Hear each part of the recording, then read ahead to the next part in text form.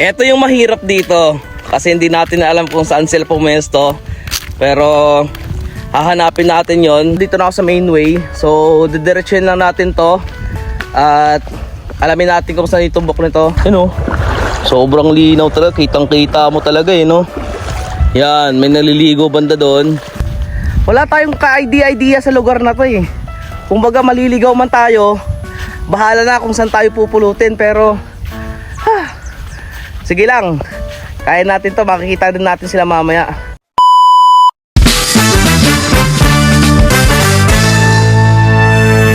Yeah, what up? This is your boy Pops Manuel. Di pogi, di babaero, walang bisyo, di nagiinom, di naninigarilyo, simbalang, abay napakabait. Yon. Ngayong araw is December 25. Ayun, Merry Christmas sa ating lahat at naway masaya yung Christmas nyo ngayong araw. So for today's video mga paps no, pupunta tayo dun sa may ilog dahil medyo hangover tayo. At yung kaganapan namin kagabi, sakto lang. Saktong masaya, saktong hindi. Kasi saktong masaya dahil naraos natin yung kasiyahan kagabi. Saktong hindi kasi malayo tayo sa pamilya natin, di tayo nag-celebrate doon kasama sila. Pero ayos lang, maybe New Year, mabawi natin yon. Depende kung magkakasama-sama ulit kami. Pero ngayong araw pupunta kami sa ilog at sabayan nyo kami doon dahil yung ibang kasama natin isa doon na. Ito yung mahirap dito kasi hindi natin alam kung saan sila pumesto. Although mahirapan tayo kasi sobrang lawak ng ilog na to. Nakikita nyo naman siguro, di ba? Pero hahanapin natin sila hanggat sa makakaya natin. Pag di natin nahanap mamaya, edi pasensyaan na. Uuwi na tayo niyan, matik. Siyempre mahirap naman na ikutin natin lahat to. Tapos di natin kabisado mamaya kung sino pa yung madatan natin. Pero based lang dito sa part na alam ko, pupuntahan natin para makita natin sila, mahanap natin sila. Pero pag di natin nahanap mamaya, edi going back. Atras tayo mga par.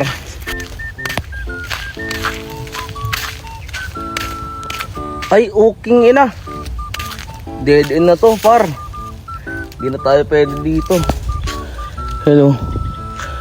Wala nang karugtong. So, babalik tayo dun sa taas. At babalik tayo dun sa dating pinagdaan natin. Hindi ko alam kung kabisado ko pa yon kasi sobrang tagal na talaga. Sobrang tarik guys, so, pero kinakaya natin. Tignan natin kung makakadaan tayo doon at makabisado natin kasi sobrang tagal ko na hindi nakapagdaan doon at marami nang pananim doon So babalik tayo sa pinaka main way kung saan yung pinagdaan namin dati. I think makakabisado pa naman siguro yun kasi may sariling yun guhit yung daan. At yun mga paps no, dito na ako sa main way. So didiretsuhin lang natin to at alamin natin kung saan yung tumbok nito. Hindi ko alam kung may nagbago dito or wala. Pero last few years dito kami dumaan, wala pang masyadong daan to. Yan, wala pang masyadong guhit ng kalsada. Pero ngayon meron na kasi meron ng okay, meron pinapatayo pala dito para kuprahan or bigasan. Yan siya guys Yan, may bagong pinatayo na dito. So didiretsuhin na natin tong didiretsuhin na natin tong daan na to. Andun siguro yung pinakatumbok nito sa babaan na pinagbabaan natin dati. Tignan nyo naman yung spot talaga na pinagpwestohan natin. At isa to sa pwestong pinagpepestuhan ko dati kasi sobrang solid dito. Ay gagi, bangin. Dito ako pumapesto dati guys. Gagi, sobrang daming tilapia Ayun kung nakikita sa ilalim. Ayun daming tilapia. Lalaki. Ayun yung view natin guys Tignan nyo naman, di ba? Sobrang napaka-solid ng view deck natin dito. Woo! Yun lang, di natin alam kung saan sila. Pero I think sa pinakadulo So sisilipin natin doon bandang dulo kung makita natin sila doon. At kung di natin makita mamaya, di balik na tayo dun sa bahay. Mahirap nang maglakad-lakad dito kasi hindi natin kabisado. At yun, nagpatuloy tayo sa paglalakad. At hindi ko na alam kung saan yung daan dito. Ay eto. Okay, buti andito pa rin yung daan na pinagdaan namin dati. Tapos sila, hindi ko makikita kung saan sila nag-start Okay, sila ata yun. Ayun guys, Hindi ko rin mapakita sa inyo dahil sobrang napakalayo. Pupuntahan lang natin kung sila talaga yun.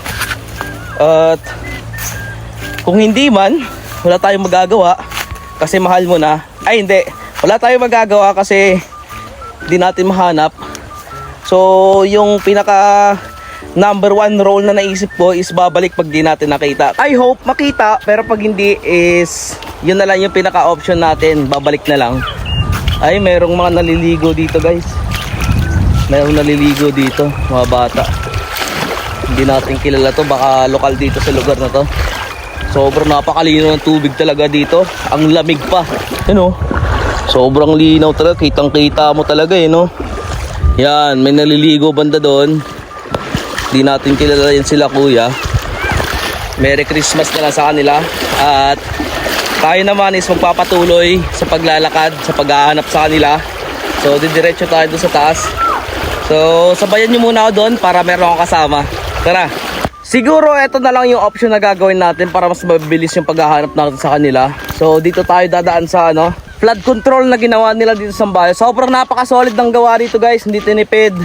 At ayun, shoutout sa contractor dito. Sobrang proud ako sa contractor na to dahil alam mo na, bihira ka lang makakita ng gantong mga gantong dike.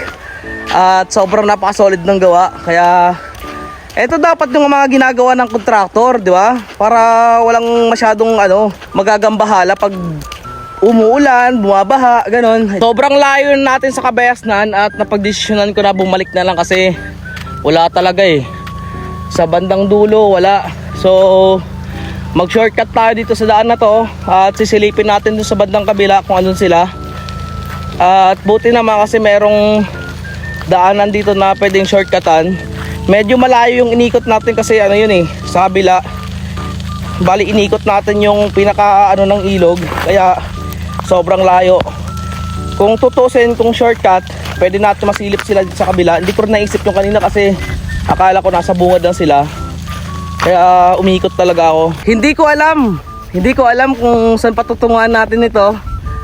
Pero ito lang yung sinusundan ko. Yung mismong daanan ng sasakyan. Wala tayong ka-idea sa lugar na to Kumbaga maliligaw man tayo, bahala na kung saan tayo pupulutin. Pero sige lang, kaya natin to, makikita din natin sila mamaya.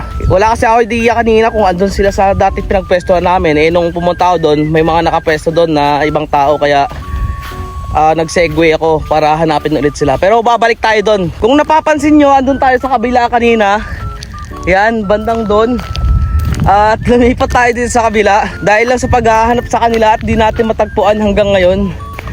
Pero mas okay ito kasi kaysa bumalik tayo doon sa may pinakauna, sobrang napakalayo nun. Ito naman is shortcut para mas mabilis nating balikan yung daan kanina. If ever na wala naman talaga sila dito sa ilog, alam natin na wala sila dito, no? Kaya sabayan nyo ako doon. Yan, doon tayo sa bandang dulo.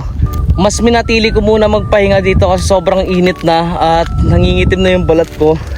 Sobrang sunog na kasi umikot tayo talaga. So dito ko lang siguro sila aantayin kasi yung pinagpesto na namin dati is andun. Yan, 'di ba? Dito na lang muna ako magpapahinga, pahangin, tapos aantayin sila. Kaya ayun, maraming salamat kasi sinabayan nyo sa pag-ikot doon at di nyo ako iniwan. So atayin lang muna natin sila dito. Andito na sila mga paps, no? Kung saan hindi ko sila hinanap, doon sila lumutang. Yung kaninang umiikot ako doon, naghahanap sa kanila, hindi sila nagpakita. Kaya mas mabuti na lang minsan talaga na hayaan na lang natin yung mga bagay-bagay at huwag nating hanapin kasi kusar niya yung darating. Ayun, napaka no? Ano nahuli nyo? Ayan si Bagso. Hey! Akala ko kasi ano kayo sa dulo. Ito yung nahuli nila guys, oh. Tignan natin. Ay, tilapia. Tilapia. Tsaka ano to? Ay, tilapia, oh. Parang isda na, no? Ano? So, yan yung nahuli nila at sila Kuya Bas doon pa sa dulo. Yun. So, aantayin lang natin sila dito at mag-swimming muna tayo dito. Pampatanggal hangover kasi malayo rin nilakad natin, sobrang init. Kaya tara, sabayan nyo muna ako maligo dito sa ilog. Kakaahon ko lang at saktong-sakto andito na sila. So, pupuntahan natin kung ano yung mga nahuli nila doon. Kasi yung unang pinakita sa akin ni Bugs kanina is onti lang. Titignan ko lang kung paano umoriente si Tibo kasi siya yung nag-substitute kay Kuya Based. So pupuntahan natin kung meron siyang huli. Yan sila guys, oh, palapit na sila. Yan si Tibo, oh. Siya na yung may dalang kuryente. Kala mo talaga no. Merong nahuli doon kaso kakaunti. Ewan ko lang kay Tibo kung meron siyang nahuli. Meron akong nahuli? Wala, uhuli-hulihan lang. Meron nga siyang nahuli guys. Bato ata atin. Bato ba yan? Wait ka. Eto yung nahuli nyo.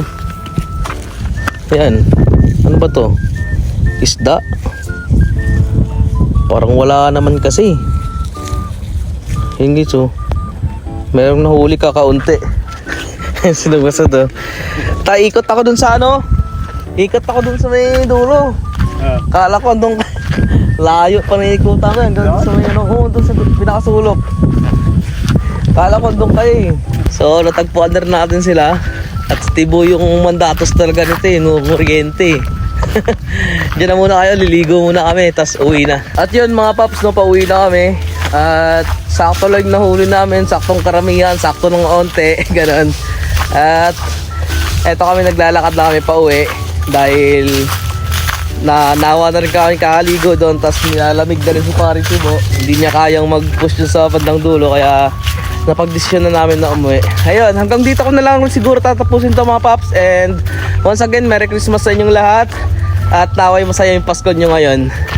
Huling paalala ako si Noel. Ang pops mo, ang pops ko, ang pops nating lahat ang nagpapasaya. Ayun, ingat kayo palagi and God bless. See you sa next vlog. Shh!